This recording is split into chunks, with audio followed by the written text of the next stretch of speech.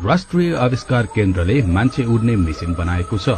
महावीर पुन नेतृत्वको आविष्कार केन्द्रको यो अर्को अद्भुत उड्ने उपकरणको सफल परीक्षण समेत भइसकेको छ।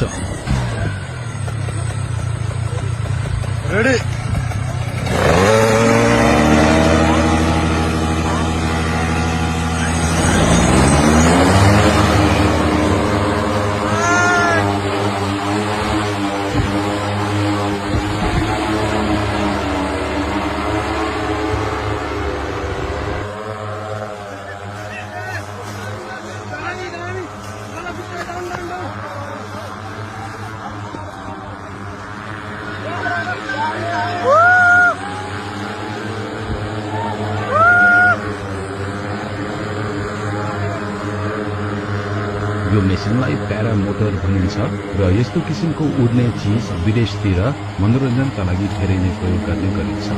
यसका साथै पुलिस र आर्मीलाई पनि यो धेरै उपयोगी हुन्छ, किनभने यसलाई उडाउन लामो एयरपोर्ट चाहिँदैन।